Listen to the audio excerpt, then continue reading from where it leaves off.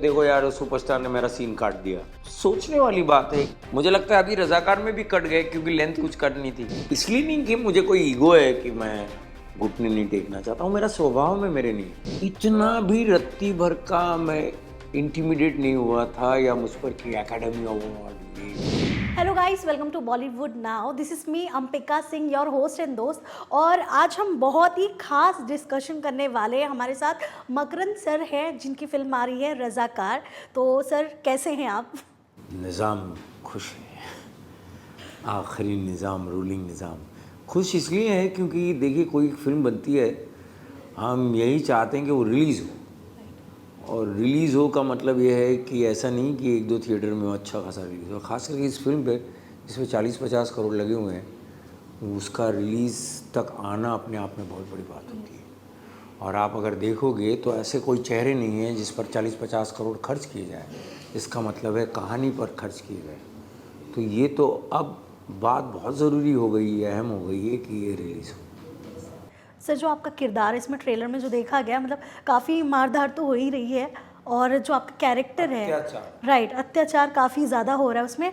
But उसमें कहीं ना कहीं आपके जो कैरेक्टर उसमें जो दिखाया जा रहा है ट्रेलर में, जो मैंने कुछ ग्लिम्स देखे आपके, वो आंखों ही आंखों से जो आप सारी चीज़ें कर रहे हैं वो काफ़ी अलग है। लाइक आपने पहले भी जो कैरेक्टर्स किए हैं, आप उसमें पूरे ही घुल मिल जाते हैं। वो हमेशा से हमने देखा है, मतलब आप उस कैरेक्टर में जाने की पूरी कोशिश कर लेते।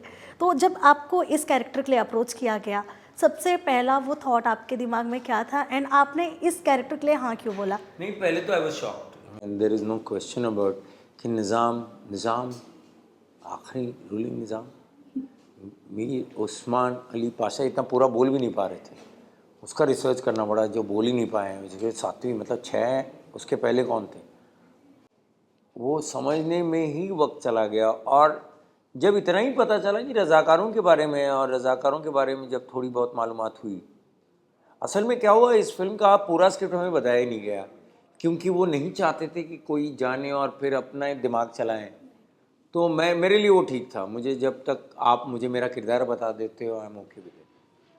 तो मैं एक्साइटेड हुआ धीरे धीरे कि तो पहले तो आप दिख सकते हो क्या। जब ऐसा लगा कि हाँ मैं दिख सकता हूँ, तब मुझे ऐसा लगा कर लेना चाहिए और एक निर्णय लिया कि कर लेना चाहिए। उसके बाद कश्मकश यही रही, ये क्या हमारे यहाँ शूटिंग हम लुक बना लेते और फिर अचानक से उनको वहाँ पर थोड़ी मुश्किल हो रही थी क्योंकि रज़ाकार का सब्जेक्ट लेकर कर रहे थे। तो उनको तब की गवर्नमेंट उनको कुछ परमिशंस नहीं दे पा रही थी, वो नहीं होने देना चाह रहे थे।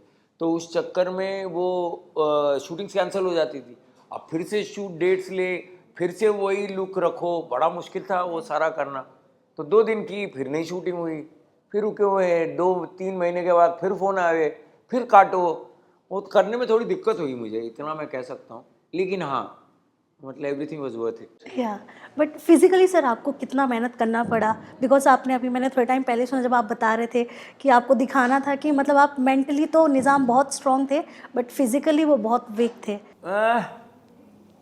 मुझे ऐसा लगा कि मैं देखो, मैं ना अभी कल कल 26 है, तो 27-28 फिर से मेरे नाटक है।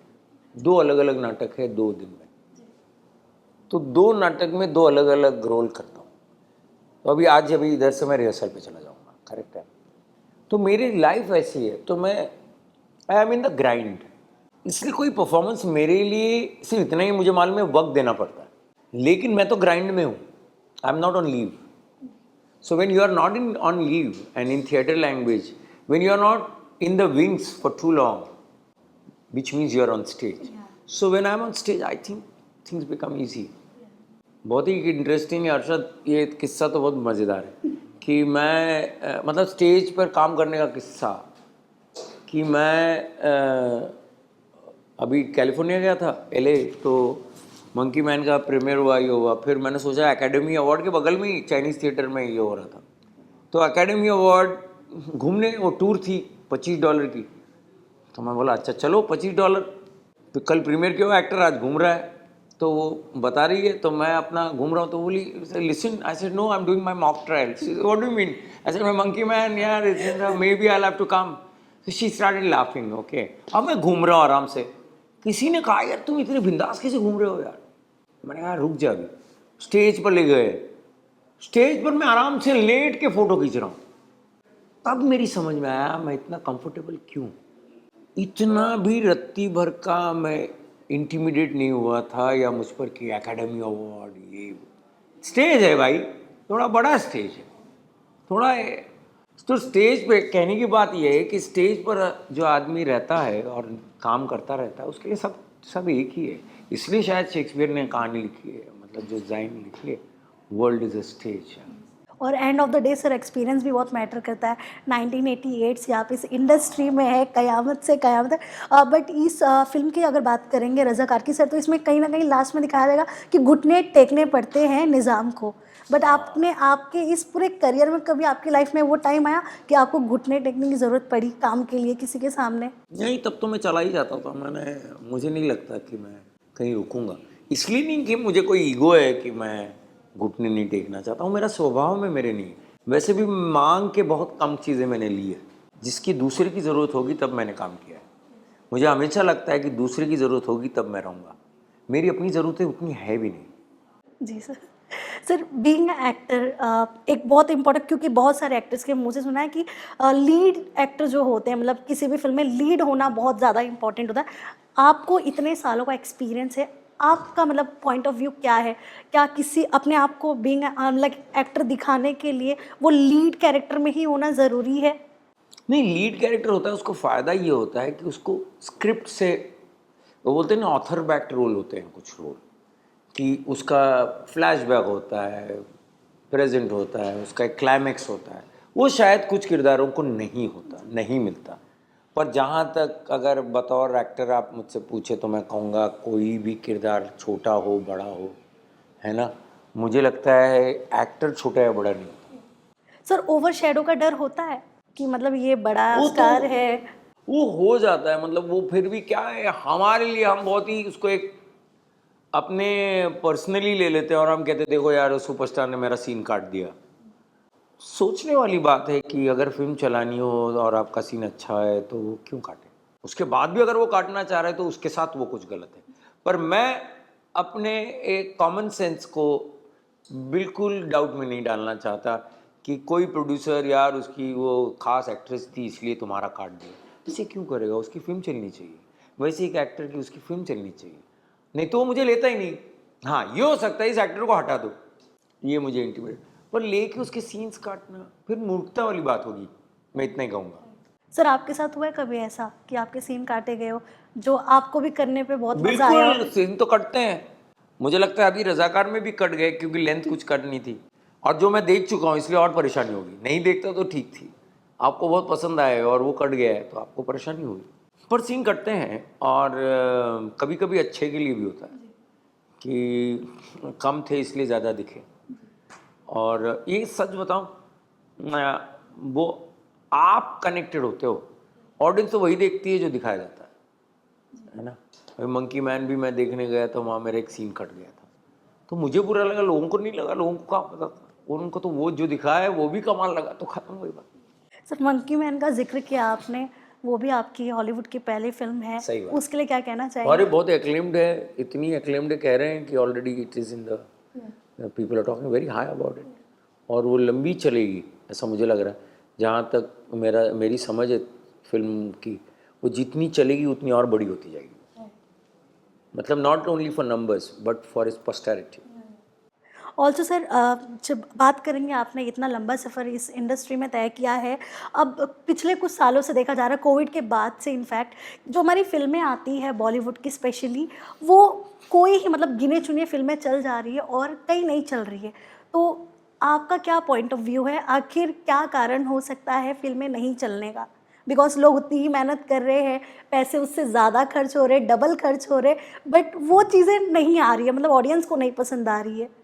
देखिए क्या है कि ऑडियंस को फिल्म दिखाने के लिए लाना मतलब पहले फिल्म के लिए उन्होंने भूखा होना चाहिए। अब कंटेंट इतना देख लेते हैं लोग तो भूख तो वैसी ही मिटती है। आपको इतना खाना मिल रहा है, उसके बाद फिर भी बाहर जाके खाना हो, वो हंगर के लिए फिर आपकी फिल्म में उतनी ताकत होनी चाहिए। मुझे याद है एक फिल्म आई थी कंतारा, ना उसकी कोई पब्लिसिटी हुई थी, एक उसका शाउट था, वो वो शाउट देखने लोग चले गए और फर्स्ट वीक में नहीं गए सर, मैंने 4th वीक में देखी। बस बनने के बाद। तो क्या आपकी फिल्में वो एक्साइटमेंट जनरेट करती है क्या? सिनेमा हॉल में जाने का मतलब एक्साइटमेंट। जैसे मैं कहूँ रजाकार देखने लोग इसलिए जाएंगे, उसमें इतना पैसा खर्च किया गया, माउंटिंग इतनी है, सिर्फ पैसा नहीं, ये लंबी स्टोरी है उसका। जो जैसे सेकेंड हाफ, खास करके सेकेंड हाफ, कि फर्स्ट हाफ में आप बोलोगे अरे इतने अत्याचार दिखा रहे, बार आप सेकेंड हाफ में चले जाओगे तो उसकी कहानी, और कि वो किसी एक मज़हब के खिलाफ नहीं रहती, वो एक इंडियन फिल्म बन जाती है। तो वो देखोगे, उसकी माउंटिंग देखोगे, बाहुबली टाइप माउंटिंग है वो। तो वो आप छोटे स्क्रीन पे नहीं देख सकते, आप लैपटॉप पे नहीं देख सकते। आप फिर कहोगे अरे ये फिल्म देखने के लिए तो जाना चाहिए सिनेमा। सर तो अभी आपने बाहुबली का जिक्र किया कि फिल्में कहीं ना कहीं वैसे सब आएंगे। अब तक आपकी फिल्म आपने ज़रूर देख ली, अभी आपने कहा, और भी आपके फ्रेंड्स फैमिली लोगों ने देखा होगा, क्या कहीं से भी किसी फिल्म से कंपैरिजन हुआ है अभी तक? नहीं हुआ। इतना ही कहते हैं कि अरे लोगों ने इतना ही कहा है कि कश्मीर फाइल्स बहुत अच्छी थी लेकिन इसका माउंटिंग बहुत ज़्यादा बड़ा है। मतलब यही कहा गया है कि इसमें बहुत नरसंहार बहुत है, हिस्ट्री ये है कि नहीं है, ऐसी सारी बातें हुई। मज़हब के ख़िलाफ़ है नहीं है, ये सारी बातें हुई, लेकिन इम्पैक्ट बहुत है, ये सभी ने कहा। सर ये निज़ाम के कैरेक्टर ने आपके ऊपर क्या इम्पैक्ट छोड़ा है? एक तो मैं कहूँगा कि एक अभिनेता जो होता है वो, उसका, मुझे याद है मेरे एक दोस्त ने पूछा था, यार as an actor what you think you got? I said I got the chance to enact several lives in one life. So I think to become a Nizam itself is, I think. क्या message देना चाहेंगे आप viewers को and आपके fans को? Because आपके हर एक character को आपके फैंस ने उतना ही पसंद किया, चाहे वो नेगेटिव रोल में रहे हो आप, चाहे वो आपका अच्छा एक रोल रहा हो, हर एक चीज़ के लिए, और आपने अवार्ड भी दोनों के लिए ही उठाए। क्या कहना चाहेंगे फैंस के लिए? मैं चाहूँगा कि 26 अप्रैल को आपके शहर में नज़दीकी थिएटर में रज़ाकार रिलीज़ हो रही है, हिंदी में और मराठी में। इसलिए देखी कि उसमें इतिहास पर इतना खर्चा किया गया है, न कि एक्टर पर। कहानी जो दिखानी थी इसलिए खर्चा किया गया है। और परफॉर्मेंसेस मैं हूँ, सरदार वल्लभ भाई पटेल में तेज सप्रू जी हैं, और राज अर्जुन इस एक्टर को ज़रूर देखिए आप कासिम रिजवी के रोल में। तो मैं चाहता हूँ कि आप परफॉर्मेंसेस के लिए देखें और उसके माउंटिंग के लिए देखें। Thank you so much sir, thank you so much for giving your time and all the very best. Film पक्का धमाल मचाने वाली है, ट्रेलर से ही वो बात सामने दिख रही है। Thank you so much sir. Most welcome.